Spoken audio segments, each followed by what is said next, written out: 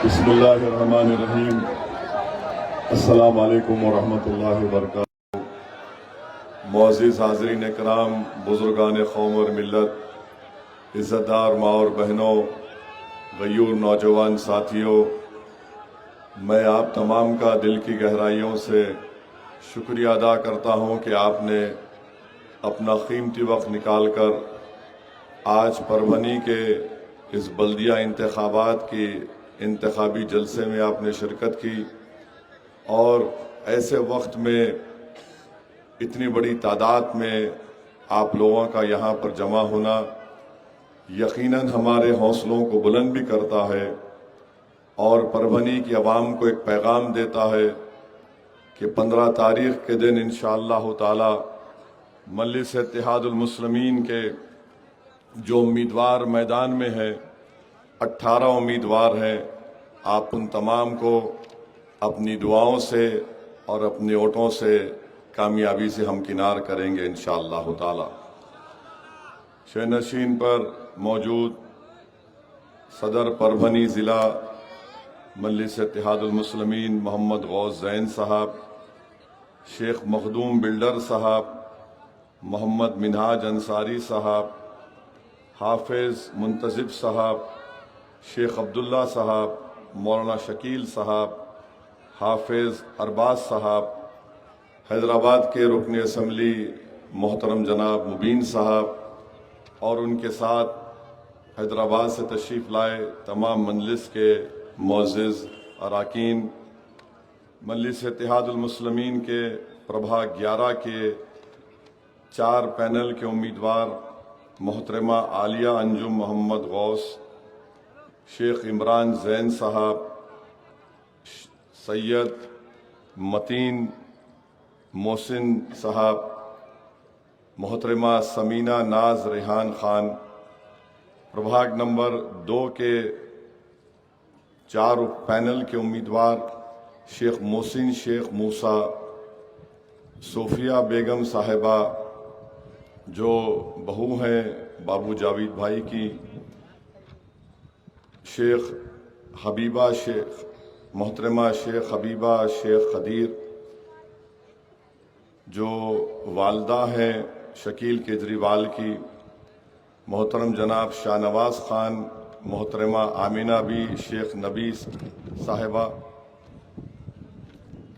Ward number 9 से मजलिस के उम्मीदवार सैयद सबाउद्दीन सैयद अलाउद्दीन, प्रभाग नंबर 12 से मजलिस के उम्मीदवार सैयद मुजम्मिल सैयद इस्माइल, प्रभाग नंबर 12 से मोहतरमा जाकिरा बी शेर खां साहिबा जो वालदा हैं सिराज भाई की, प्रभाग नंबर 13 से शेख मुस्तकीम अब्दुल खुद्दूस, प्रभाग नंबर 14 से मुदस्सिर अंसारी साहब, प्रभाग नंबर 14 से शेख सुलेमान शेख अब्दुल्ला साहब, प्रभाग नंबर 14 से मोहतरमा रफ़िया बेगम गुलाब खान जो वालिदा हैं मुजम्मिल खान साहब की, प्रभाग नंबर 16 से मोहतरमा इरफाना बेगम बशीर साहिबा और प्रभाग नंबर 13 से मोहतरमा रेहाना बी कुदरत खान मजलिस के कायदी उम्मीदवार हैं।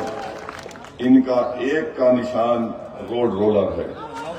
माबाकी तमाम मजलिस के जो 17 उम्मीदवार हैं, प्रभाग नंबर 11 में 4 वोट डालना है आपको पतंग के निशान पर, प्रभाग नंबर 2 पे आपको 4 वोट डालना है पतंग के निशान पर इंशाअल्लाह।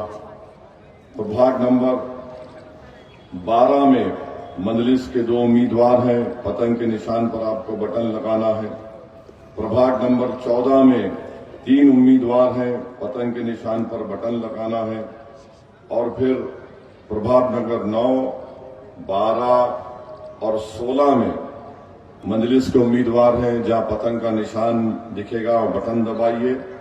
और प्रभाग नंबर 13 में एक मोहतरमा रेहाना भी खुद और दूसरी शिवसेना है, बीजेपी है और सीटी भी है और आटो भी है।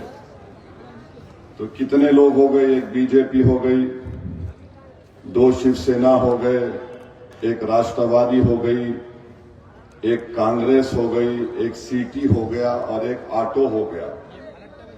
कितने हो गए? 7। ये 7 मिलकर एक मर्द से मुकाबला करने आ रहे। समझे आप? समझे नहीं समझे? फिर समझाता हूं। एक उद्धव ठाकरे, एक शिंदे, एक अजीत पवार, एक मोदी, एक कांग्रेस, एक आटो, एक सीटी, और पूरे ये समझ रहे कि 7 शेर को घेर लिए तो कुछ होता। देखो, शेर शेर ही होता।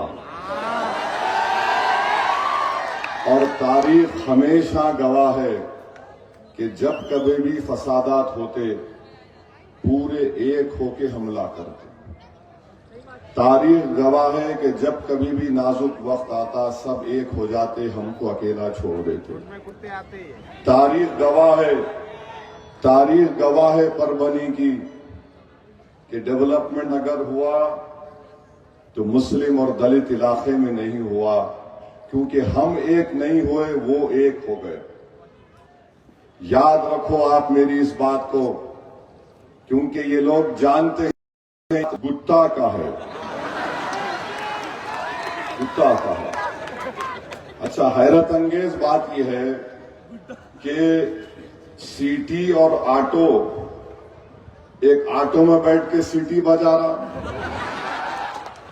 एक हाथ से पकड़ के सीटी बजा रहा, एक कमल को हाथ में पकड़ के ऑटो चला रहा, और एक घड़ी पहन के सीटी बजा रहा, और एक मशाल लगा के भी ऑटो और सीटी के साथ है।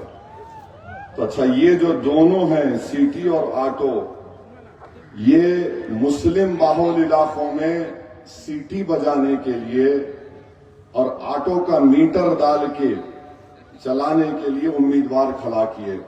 मैं पूछना चाह रहा हूं बोडेकर साहब से और गुप्ता साहब से, भाई साहब, ये प्रभाग नंबर 15, 4, 5, 1, 9 में ना तुम सीटी बजा रहे ना ऑटो चला रहे। आप देख लो, प्रभाग नंबर 15, 4, 5, 1, 9 में ना ऑटो है ना सीटी है, मगर मेरे घर के सामने सब आके नाच रहे, पूरे आ रहे हैं, ऐसी मोहब्बत का इजहार कर रहे हैं कि हमारे मरहूम वालिद बोलते थे कि मां से बढ़ के चाहिए पापा कुटनी कहलाए। बड़ी मोहब्बत के दावे कर रहे हैं। तो मेरी आपसे अपील है, ये सब मिलके आ रहे ताकि मुस्लिम और दलित इलाकों को हमेशा के लिए नजरअंदाज करके रख दिया जाए। यहां पर कोई डेवलपमेंट का काम नहीं होना। हाँ, बोडेकर और गुप्ता साहब के साथ एक और नाम भूल गया मैं, वारपुटकर का साहब, वारपुटकर साहब। ओहो, माने ये पेड़ से वो पेड़, वो पेड़ से ये पेड़, जंपिंग में माहिर है। यहां से इधर कूदते, उधर से इधर कूदते। बड़े लोग बोलते थे, मियाँ अब तुम छोड़ो, अब बड़े हो गए, दीवाना कूदना छोड़ो। इन दीवाना ही कूद रहे हैं, इधर से उधर से इधर, जहां दिखी हरी वहां चरी। ये इनका मामला है। और कांग्रेस पार्टी में अजान हो रही है, ठीक है, अजान।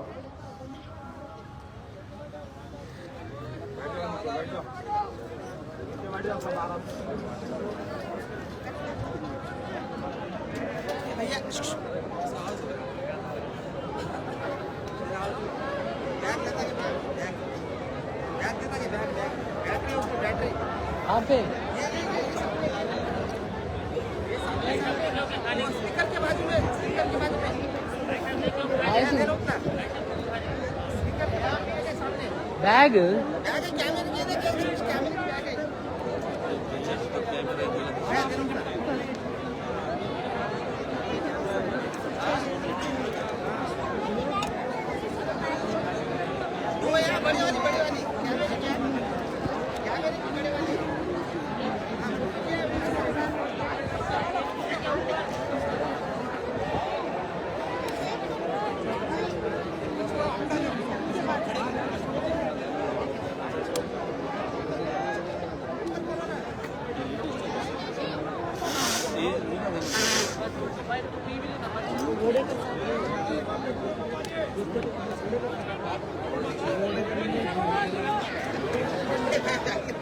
बिस्मिल्लाहिर्रहमानिर्रहीम। मुझे अभी गौस जैन साहब बताएं कि साहब आप कब तश्तरी को भूल गए। वार्ड नंबर 14 में मोदी की चाय पिलाने के लिए इन्हों कब तश्तरी लेके आए। तो याद रखिए, कब तश्तरी, सीटी, आटो, घड़ी, हाथ, कमल का फूल, मशाल, तीर कमान, 8 लोग आ गए और पूरों का मकसद एक ही है कि आपकी आवाज, आपके इत्तेहाद के दुश्मन है ये 8 लोग, आपके वार्ड के तरक्की और विकास के दुश्मन रहे ये लोग, ये मुसलमानों का मुखद्दर बेरोजगारी बना के रख दिए, आसिफ पठान की जमीन पर किसी और की इबादत गाह को नगोडा में तामीर कर रहे हैं, मस्जिदों पर मसले बनाकर खड़ा कर रहे हैं।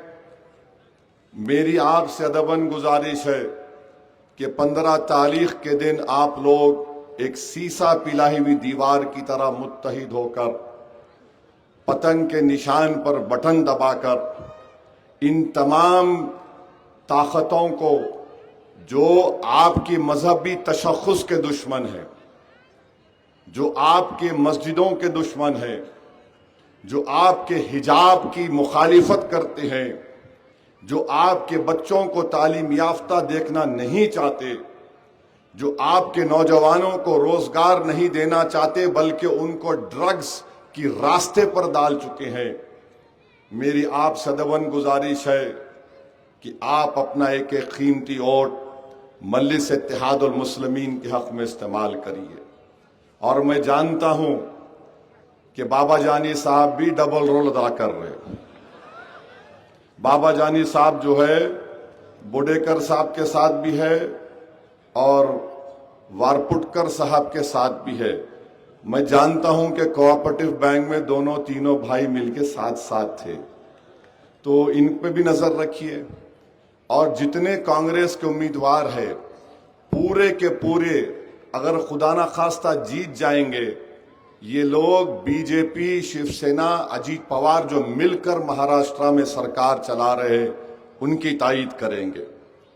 तो अगर आप अपने 18 कैंडिडेट को जिताएंगे, और ये यकीनन मुमकिन है, ये नामुमकिनात में से नहीं है, ये मुमकिन है और मुझे यकीन है कि आप अपना एक एक वोट का सही इस्तेमाल करेंगे। अगर आप इन 8 ताकतों के साजिश का शिकार हो जाएंगे खुदा ना खास्ता, तो आपका वोट जाये हो जाएगा। याद रखिए, अपने वोट को जाये होने से बचाइए। मुत्तहिदा तौर पर मजलिस इत्तेहादुल मुस्लिमीन के हक में अपना वोट दीजिए। 2019 में अली खान टिकट लड़े, इलेक्शन लड़े, गौस जैन साहब को टिकट नहीं मिला। 8 दिन नहीं हुए इलेक्शन खत्म होके उन्होंने कुलाटी मार दिए, एनसीपी में चले गए। अब वार्ड नंबर 2 से राष्ट्रवादी कांग्रेस अजीत पवार गुट से लड़ रहे हैं। आप जानते हैं वार्ड नंबर 11 में बाई इलेक्शन हुआ, अब्दुल जावेद साहब को हम तायीद करें, वो जीते। जीतते ही 8 दिन के अंदर उन्होंने आवाम के भरोसे को तोड़कर, धोखा देकर राष्ट्रवादी में जाकर अजीत पवार के हाथ के ऊपर बैत लेके उनके मुरीद हो गए। तो ये अजीत पवार क्या है? आप जानते हैं कि हमारे मुल्क में नरेंद्र मोदी की सरकार ने, जिसमें अजीत पवार भी शामिल है, शिंदे भी शामिल है, चंद्राबाबू नायडू, कुमारा स्वामी, नीतीश कुमार, चिराग पासवान, कुमारा स्वामी, जयंत चौधरी, कुशवाहा, ये सब मिलकर बाबा साहिब अम्बेडकर के बनाए हुए संविधान के खिलाफ एक ऐसा कानून बनाया है जिसके जरिए से मस्जिद को आपसे छीनी जा सकती है, जिसके जरिए से कब्रिस्तान को बंद कर दिया जा सकता है, जिसके जरिए से ईदगाह और दरगाहों पर कब्जा किया जा सकता है, जिसके जरिए से ये कानून ये कहता है कि मुसलमानों के जो वक्फ बोर्ड क्या है, मुसलमानों के लिए एक इबादत गाह की तरह है। जैसा हमारे हिंदू भाइयों के मंदिर हैं, उसमें कोई गैर हिंदू मेंबर नहीं बन सकता। तो नरेंद्र मोदी ने कह दिया कि नहीं, मुसलमानों के धर्म संस्थाओं में हम गैर मुस्लिम को मेंबर बनाएंगे। आप सोचिए, अगर परभनी की डिस्ट्रिक्ट वक्फ कमेटी बनेगी या किसी मस्जिद की कमेटी बनेगी, तो महाराष्ट्र वक्फ बोर्ड, क्योंकि अब इलेक्शन नहीं है वक्फ बोर्ड में, एमएलए, एमपी, बार काउंसिल का, मुतवल्ली का खत्म, नॉमिनेशन होगा, यानी नामजद करेंगे। और ऐसे लोगों को नामजद करेंगे कि अगर उनको बोल दिया जाए कि देखो खड़ी धूप है, 40 डिग्री का टेम्परेचर है, मगर तुम कहना रात है और बड़ी सर्दी हो रही, तो बोलेंगे यस, हम बोलेंगे। इसीलिए आपसे कह रहा हूं कि ऐसा काले कानून बनाने में अजीत पवार की पार्टी ने नरेंद्र मोदी का साथ दिया, जिसके दिल में वक्फ की जायदाद की तकलीफ होगी, फिक्र होगी। और मुझे यकीन है कि आज भी हम में मिली हमियत हमारी जिंदा है। और महाराष्ट्र में एक बहुत बड़ा इलेक्शन हो रहा है। ये ऐसे काले कानून के बनने के बाद अगर आप ऐसे वक्त में अपनी नाराजगी का इजहार अपने वोट से नहीं करेंगे, तो फिर ये मस्जिदों को अगर अल्लाह जबान देगा तो वो पुकार पुकार कर तुमसे कहेगी कि जब वक्त आया अपनी नाराजगी का इजहार करने के लिए, तुम खामोश बैठ गए या तुमने जालिमों का साथ दिया। मेरे अजीज दोस्तों, मेरे बुजुर्गों, मेरी इज्जतदार माँ और बहनों, मस्जिद आपकी और हमारी है। इसका तहफ़्फ़ुज़ सिर्फ उसको आबाद रखने से नहीं, बल्कि उसका तहफ़्फ़ुज़ ये भी होता है कि अगर कोई उसके लिए बुरी नजर देख रहा है तो हम पहले से उसका तहफ़्फ़ुज़ करना शुरू कर दें। और जमहूरियत में, लोकशाही में बेहतरीन तरीका अपने वोट का इस्तेमाल है। वोट का इस्तेमाल करिए और पैगाम दीजिए दिल्ली के उस बादशाह जिसका नाम मोदी है कि तुमने काला कानून बनाया अजीत पवार के साथ मिलकर, हम तुम्हारा साथ नहीं देंगे। दूसरी तरफ कोई बोलेगा उद्धव ठाकरे है, तो उद्धव ठाकरे ने बहैसियत मुख्यमंत्री महाराष्ट्र के विधानसभा में खड़े होकर कहा था कि मुझे फख्र है कि मेरी पार्टी ने बाबरी मस्जिद को शहीद किया था। ये आप पर छोड़ता हूं, जो जो सच है बयान कर रहा हूं, वोट डालना आपका काम है। मैं तो एक दीवाने की तरह हर जगह बोलता हूं, बदनाम हो जाता हूं, लोग मुझ पर उंगलियां उठाते हैं, लोग क्या क्या बोलते हैं, मगर मेरा काम, मेरी जिम्मेदारी निभाना है, हम निभा रहे हैं। क्योंकि कल के दिन को ये ना बोले कि हमको कोई आके नहीं बोला। मैं बोल रहा हूं आपके सामने। उद्धव ठाकरे के साथ उनका भाई आ गया, क्या उसने नहीं कहा था कि अज़ान बंद करनी चाहिए? आपने याद है? ये नहीं मालूम मुझे। याद अगर है, देखिए पार्लियामेंट का इलेक्शन हुआ, आपने किसको वोट दिया? इसलिए उसको वोट दिया क्योंकि आपके पास कोई ऑप्शन नहीं था, मुतबादिल नहीं था। आपने देखा कि किसमें जहर कम है, मगर याद रखिए जहर सब में बराबर है। जहर सब में बराबर है, कोई कम ज्यादा का सवाल नहीं है। इन्हों सत्ता में है, उनकी पार्टी की तोड़े बोल के उन्होंने जरा खामोश बैठे हुए हैं, वरना जब सत्ता में थे तो क्या क्या जहर अफशानी करते थे वो दुनिया जानती है। तीसरी जानिब कांग्रेस है। कांग्रेस पार्टी आए दिन मुझको गालियां देती है, मुझे कोई फर्क नहीं पड़ता। इज्जत देने वाला मेरा अल्लाह है और अल्लाह ही इज्जत देता रहेगा। मगर बताना यह है कि सुप्रीम कोर्ट में एक 8 दिन 6 दिन पहले 5.5 साल के बाद सुप्रीम कोर्ट ने बाज लोगों को जमानत दी, 2 नौजवानों को जमानत नहीं दी। मैं किसी कांग्रेस के नेता का तबसरा पढ़ रहा था कि उन्होंने कहा कि बहुत तकलीफ है, 5.5-6 साल हो गए। मैं कांग्रेस पार्टी से पूछना चाह रहा हूं, आप मुझे गाली दो, आपके पास ब्लैंक चेक है, कोई फर्क नहीं पड़ता। अब मेरी शादी भी नहीं हो सकती, मेरे बच्चों की शादियां हो रहे, क्या नवासे नवासियां हैं, मेरे को कोई फर्क, दो गाली दो। उन्होंने कांग्रेस जो बेल नहीं मिली इन लोगों को, उसकी वजह क्या सुप्रीम कोर्ट ने दिखाई। सुप्रीम कोर्ट ने अपने बेल डिनायल ऑर्डर में कहा कि सेक्शन 15A ऑफ यूएपीए के तहत बाय एनी अदर मींस का जिक्र करके उन दोनों की बेल रिजेक्ट कर दी। अब सेक्शन 15A जो बनाया गया था, किसने बनाया आपको मालूम? कितनों को नहीं मालूम, हाथ उठाओ। तकरीबन लोगों को नहीं मालूम। 2008 में मनमोहन सिंह साहब वजीर आजम थे, चिदम्बरम वजीर दाखिला गृह मंत्री थे, उन्होंने यह कानून लाया था। सेक्शन 15A कांग्रेस पार्टी ने लाया था और दहशतगर्दी को डिफाइन किया ने। क्या दहशतगर्दी हो सकती है? दहशतगर्दी हम एक नमाज के लिए अज़ान के लिए रुक गए, मैं जारी रखता हूं। दहशतगर्दी का डेफिनेशन उन्होंने ये दिया कि एनी अदर मीन्स, यानी कोई भी तरीका। अब कोई भी तरीका का मतलब क्या है? मैं लिख दूंगा कोई भी तरीके में डालो इनको, और वही उसी को सेक्शन 15A को जब मैं खड़े होकर ठहरना है, कंटिन्यूस हो करेंगे ना।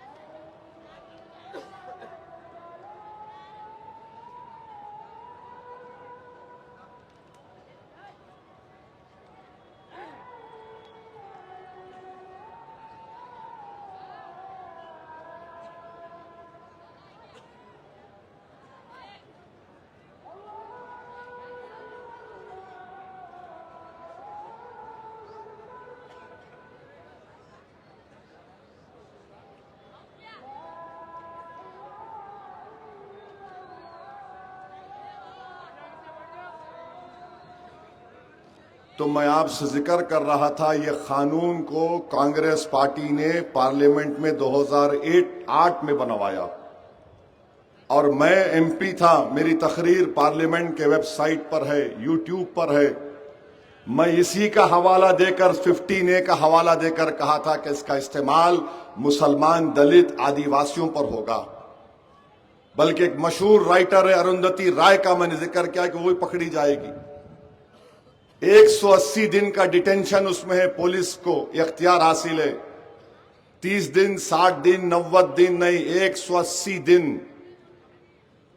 आप बताओ, दुनिया में कोई, रशिया में भी नहीं है 180 दिन का डिटेंशन, न अमेरिका में के पेट्रियट एक्ट में है। यह कांग्रेस पार्टी ने बनाया। अब बोलो कांग्रेस पार्टी वाले, बाबा जाने तो खैर नहीं बोलेंगे, आप बताओ फिर किसके ऊपर इस्तेमाल हो रहा है ये? जिंदगियां बर्बाद किसकी हो रही हैं? वो बच्चा 2 मरतबा निकला, 1 मरतबा अपनी बहन की शादी में जाना है। बताइए क्या है ये? फिर ये मैं एमपी था, मैं खड़े होकर मुखालिफत करा उसकी, और आज जो लोग मेरी तकरीर सुनकर कई वकील सुप्रीम कोर्ट के दिल्ली के फोन करके बोले असदुद्दीन ओवैसी आपने 2008 में बात कही थी। मैंने कहा शुक्रिया, कम से कम आपकी आंख इतने साल के बाद खुली। आप समझ रहे थे कि एक शेरवानी पहनने वाला जिस्म, चेहरे पे दाढ़ी, सर पे टोपी है तो खाली उन्हें जज्बाती बात कर सकता है। अल्लाह ने मुझे तालीम दिलाई, अल्हम्दुलिल्लाह। थोड़ा बहुत कानून जानता हूं, मुझे मालूम था कि इसका इस्तेमाल किस पे होगा। चिदम्बरम क्या बोले? नहीं, केस डायरी देख के होगा। अरे केस डायरी तो पुलिस वाला लिखेगा ना। और एक सर्वे हुआ था CSDS का, दिल्ली में एक NGO है, उन्होंने कहा था कि 80% से ज्यादा पुलिस वाले ये सोचकर इन्वेस्टिगेशन करते कि मुसलमान है तो बराबर करा होगा, और यही नुकसान हो रहा हमको। फिर बंबई में, मुंबई में ट्रेन ब्लास्ट हुआ, कांग्रेस की हुकूमत थी, उनका मुख्यमंत्री RR पाटिल राष्ट्रवादी के, 185 भारत के नागरिक मारे गए, 11 मुसलमानों को पकड़ा गया, 19 साल जेल में थे। 19 साल। 9-10 महीने पहले बॉम्बे हाईकोर्ट ने कहा कि वो बेकसूर हैं। 11 बच्चे 19 साल के बाद जेल से निकलकर पूछ रहे हमारा कसूर क्या है, बताओ कांग्रेस पार्टी। मरने वाले 180 लोग जो बम ब्लास्ट में मरे, वो पूछ रहे हैं बताओ अजीत पवार, बताओ कांग्रेस पार्टी वालों, हमारे अजीजों को किसने मारा था। ये 11 जो मुसलमान पकड़े गए, इनका नाम, चंद नाम लिख के रखा, बोलता हूं। सज्जाद अंसारी जब जेल को गए, बीवी हामिला थी, वो बयान दिए मीडिया को कि मैं जेल में था, मुझे बेटी पैदा हुई। जब बेटी थोड़ा बड़ी तो मैं उसको या तो कोर्ट में देखता था या जेल के सलाखों के पीछे से उसको देखता था। सोचो आप, अल्लाह ने हम तमाम को औलाद दी। एक बाप मैं भी हूं, आप भी होंगे। अगर तुम जेल में होगे और तुम अपनी औलाद को नहीं देख सकोगे, वो खुशी भी नहीं मिली सज्जाद अंसारी को।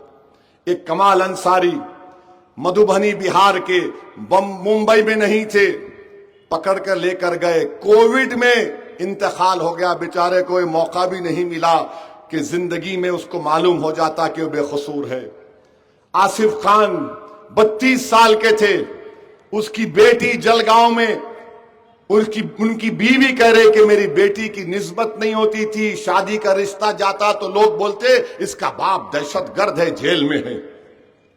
नवीद हुसैन खान, मोहम्मद अली शिवाजी नगर मुंबई में, वो कह रहा है कि मेरी खोली 120 स्क्वायर फीट की थी।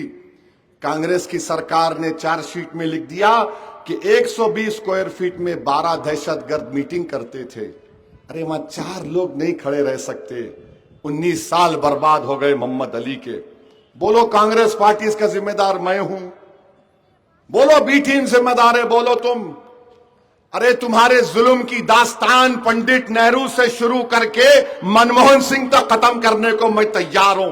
तुम कोई वक्त बता दो मेरे को, 10 मिनट दो, तुमको चुल्लू भर पानी में डूब मरना पड़ेगा, तुम्हारी ऐसी दास्तान है। मेरे अजीज दोस्तों और बुजुर्गों, ये और हमको गाली देते तो किसी शायर ने अच्छा कहा था, अच्छा हाँ 2019 में अमित शाह फिर यूएपीए कानून को तरमीम करे। वो कानून ये बोलता कि एनआईए का कोई इंस्पेक्टर दिल्ली में बैठकर किसी परभनी के किसी बच्चे को टेररिस्ट घोषित कर सकता है। एनआईए का, कोर्ट की सजा की भी जरूरत नहीं है, उन्हें नोटिफिकेशन निकाल सकता है टेररिस्ट है। उसकी मुखालिफत मैं किया, मैं इम्तियाज जलील दोनों थे। 2019 के चुनाव के फौरन बाद जो पार्लियामेंट का सेशन हुआ, अमित शाह कानून लेकर आए। आपको मालूम कौन साथ दिया? बीजेपी का, कांग्रेस पार्टी वोट डाली। मोदी के इस काले कानून के साथ वोट डाले। मैं इम्तियाज जलील, वो जो तरमीमात थे उसके खिलाफ हमने नोटिस दी और स्पीकर बोलते थे ओवैसी तुम्हारी तरमीम मूव कर रहे। मैं कहता था हां सर मूव कर रहा हूं। मेरा मकसद यह था कि सेकुलर पार्टियों को बेनकाब करूं दुनिया के सामने, जो आकर मुसलमानों के दरमियान में बोलते कि हम बड़े सेकुलर हैं।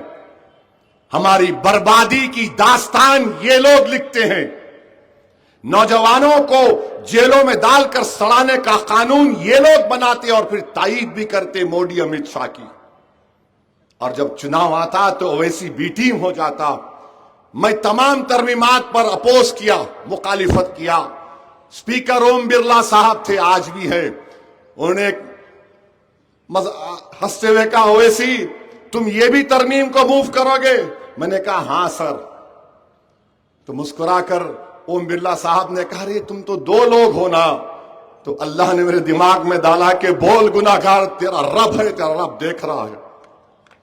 मेरे अजीज दोस्तों और बुजुर्गों, आप सोच सकते हैं मैं 2008 में मेरी क्या कैफियत होगी, 2019 में मेरी क्या कैफियत होगी।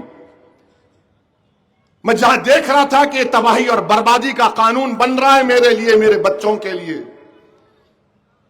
मगर हमारी कौम ऐसी है, नए नए जज्बात में आ जाते। मेरे भाई याद रखो, अगर तुम होश में नहीं आओगे तो फिर जैसा इस मासूम बच्चे ने कहा, कुरान की आयत की तिलावत करके कहा कि अल्लाह उन्हीं को बदलता है जिसके दिलों में बदलने की तमन्ना है। आप नहीं बदलेंगे तो फिर कौन आएगा? फरिश्ते नहीं आएंगे बदलने के लिए, आपको बदलना पड़ेगा अपने आप को। जब फरिश्ते आएंगे तो रूह कब्ज करने के लिए आएंगे। मेरे भाई वक्त है अभी भी आपके पास। इसीलिए किसी शायर ने अच्छा कहा था, ये जबर भी देखा है तारीख की नजरों ने, लम्हों ने खता की सदियों ने सजा पाई।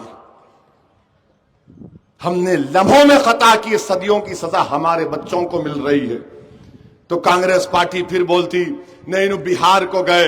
अरे जालिमों, मैं लिख कर दिया था कि मेरे को 5 सीट दे दो। 5 साल पहले हम 5 एमएलए जीते तो 4 को लेके चले गए। उसके बावजूद भी बोला कि बीजेपी को हराएंगे, मेरे को 5 दे दो। सब बोले इन्हें क्या है, इन्हें काली तकरीर करता, लोग इसको सुनने को आते, उसके बाद लोग जाके भूल जाते।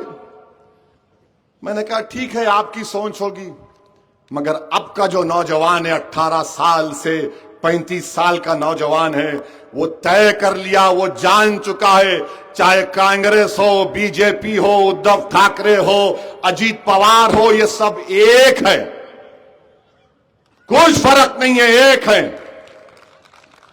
मजलिस ने हम लिख के दिए नहीं दिए। मैंने तकरीर में कहा था बिहार में तुमने मेरे 4 तोड़े ना, मैं 4 का बदला 24 से लूंगा, और अल्लाह ने उसको पूरा किया। हम 5 जीते, 29 लड़के 5 जीते, 2 सीटों पर दूसरे नंबर पर आए। 1 सीट पर बलरामपुर से आदिल हसन, अल्लाह उसको दोबारा कामयाब करेगा, 80,000 वोट लेके 350 वोट से हार गया। और ये गठबंधन का उम्मीदवार 70,000 वोट लिया। मैं नहीं रोया। ठाकुरगंज से हम 80,000 वोट लेकर 7,000 वोट से हारे, और 14 जगह पर तीसरे नंबर पर आए। 14,000 से लेकर 35,000 मंजलिस को वोट मिले। कांग्रेस पार्टी 60 पे लड़ी। कितने सीट पर? 60। जीती कितनी? 6। माबाकी 54 पर कौन जीते? मैं जीता।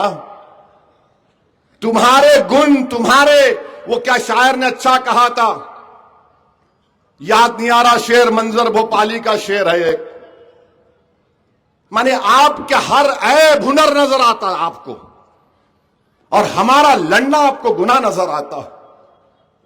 मैं क्यों लड़ रहा हूं? मेरी जात के लिए नहीं, खुदा ना खास्ता कभी नहीं।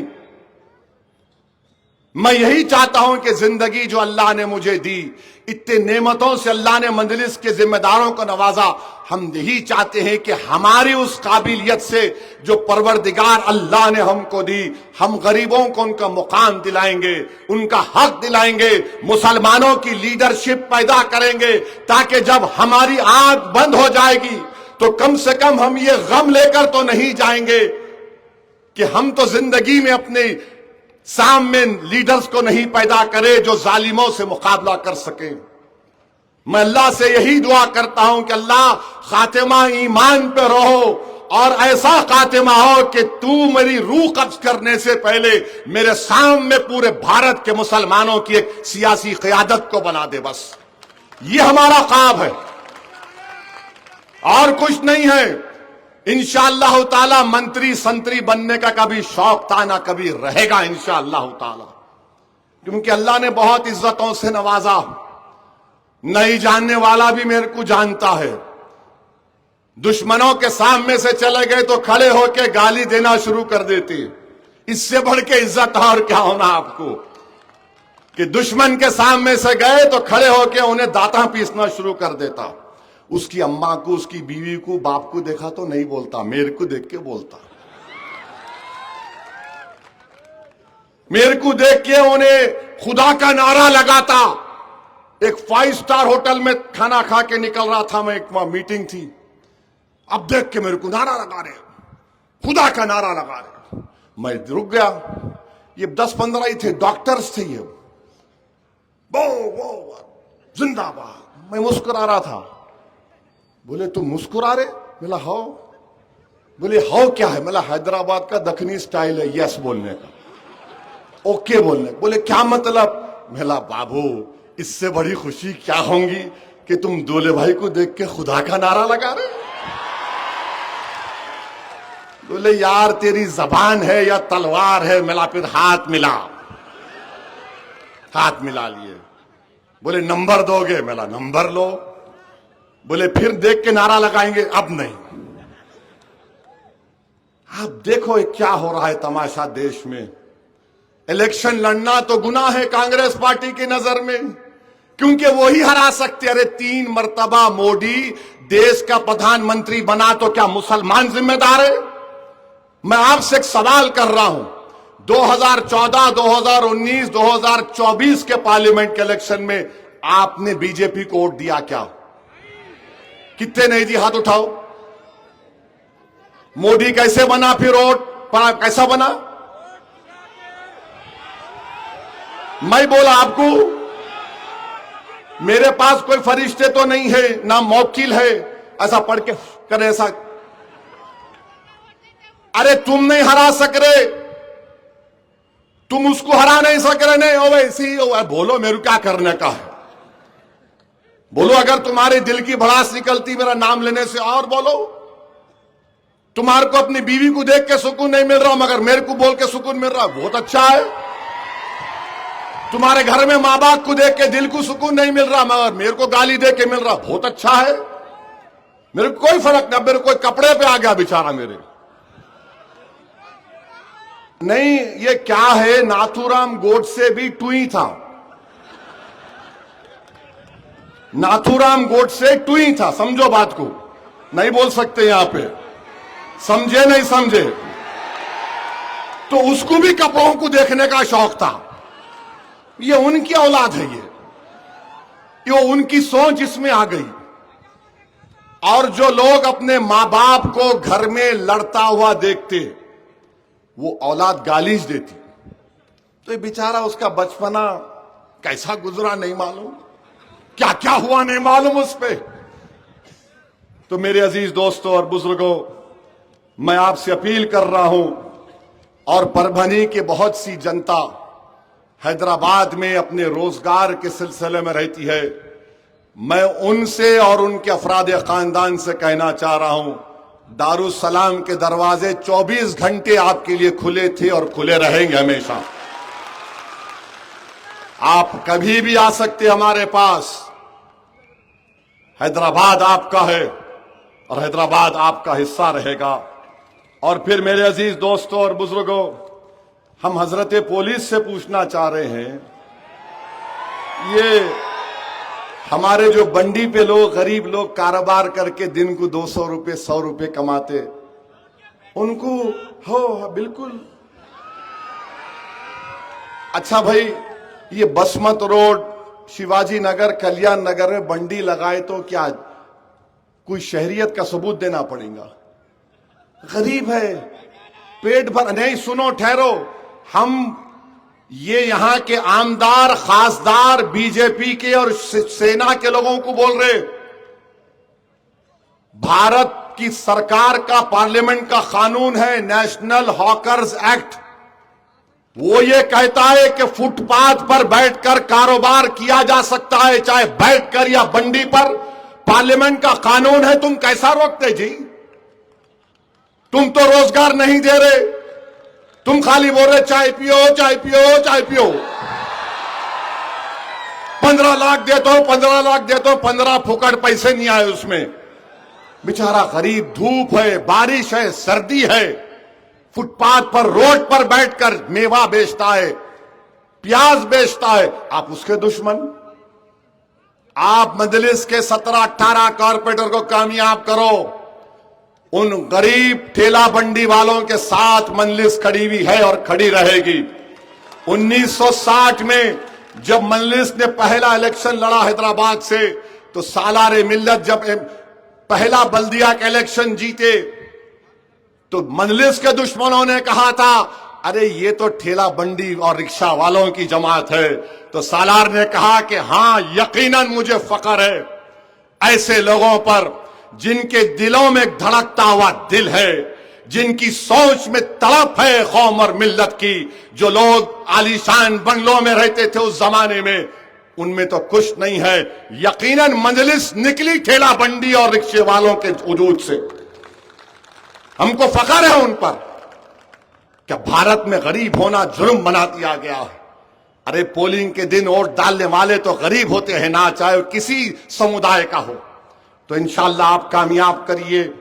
और फिर मैं आपको यह भी बताना चाह रहा हूं कि ड्रग्स का बहुत बड़ा मसला है। हम कलेक्टर साहब से, एसपी साहब से बोल रहे हैं कि खत्म करो, ये देश को दीमक की तरह खा रहे हैं। ड्रग्स का ताल्लुक टेररिज्म से है, समझो। ड्रग्स का ताल्लुक टेररिज्म से है। कौन है ये ड्रग्स बेचने वाले? क्यों नहीं पकड़ते इनको आप? अरे पकड़ो ना इन जालिमों को जो पूरे परभनी के नौजवान बच्चों की जिंदगियों को बर्बाद कर रहे हैं, मगर ड्रग्स के कारोबार में मुलविस है। और उन 8 लोगों के उम्मीदवार भी हैं, उसमें आप जानते होंगे नामों को। मैं नाम नहीं बोलना चाह रहा हूं, नहीं तो उनको दबा के चढ़ जाएंगी रात में, अम्मा हम ही चूस लो खा लो बोल के। बोलूंगा एक दिन इंशाअल्लाह तुम्हारा नाम। और फिर जो यहां के खासदार साहब है, सर आप वफ की जमीन पर काबिज है, ईदगाह की बाजू की। हमारे वोट से आप जीते तो छोड़ दो ना उसको, आप छोड़ दो उसको। अरे दबा के थाली बजाओ, डर रहे कहीं को जी? हाँ, मैं बोला आफत मेरे पे आएंगी, थाली मारने वालों को नहीं आती। मगर तुम थाली बजाने वाले नहीं हो, तुम नारे तकबीर बोलने वाले हो। नारे तकबीर। हाँ, सुन लिए एमपी साहब। और म्युनिसिपल कॉरपोरेशन के बेचारे मुलाजिमीन को 6 महीने से तनख्वाह नहीं आई। ये कई की ट्रिपल इंजन की सरकार है? बेचारे गरीब है, तनख्वाह नहीं है उनको, मगर बराबर रिश्वतखोरी का बाजार आम है।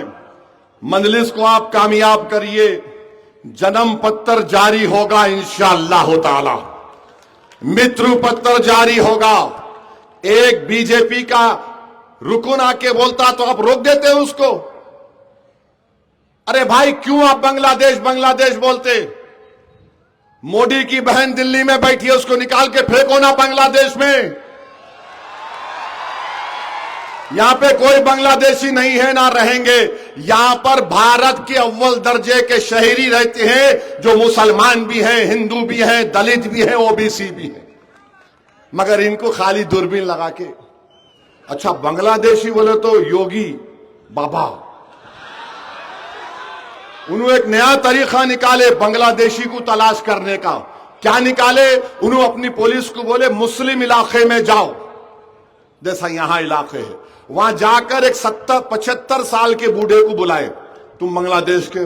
उन्हें बोला नहीं भाई, मैं बिहार का अररिया का हूं, 22-25 साल से यहां पर कारोबार करता हूं। नहीं नहीं, तू बांग्लादेश? अरे नहीं हूं मैं। तो पुलिस वाले बोले बाबा ने हमको आइडिया दिया। उन्हें बोला ये क्या आइडिया दिया? पलटा दी।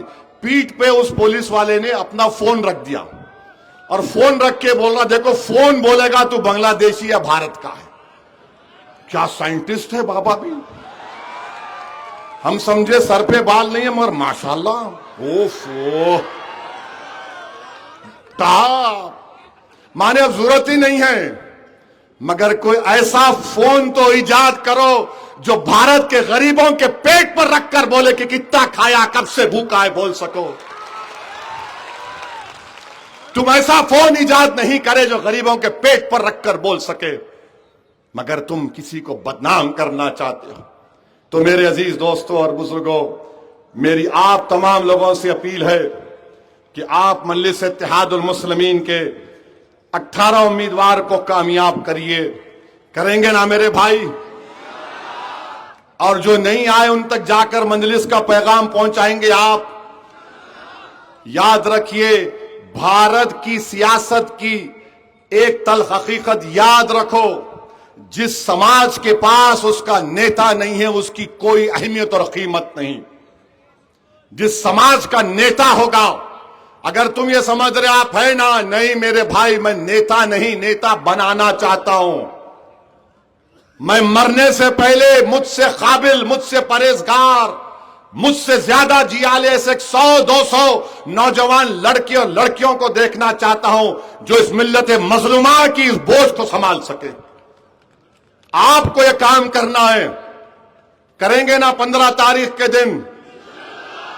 और ये जो लोग जो मेरी तकरीर पे 15 मिनट पे बहुत मीडिया वाले लिखते थे, 15 मिनट बोले, 15 मिनट बोले। अरे कुदरत ने ऐसा इंतजाम किया कि तुम 15 मिनट बोले तो कुदरत भाई ले 15 को इलेक्शन होगा। और कुदरत का निजाम देखो, इनको लामहाला पतंगी पिलाना है 14 के दिन, 15 के दिन। खैर कोई बात नहीं, अल्लाह आपके इस इत्तेहाद को मजबूत रखे। और मुझे उम्मीद है कि आप तमाम लोग मुत्तहदा अपने वोट का इस्तेमाल करेंगे। नारे तकबीर, नारे तकबीर। पतंग को वोट दो, पतंग को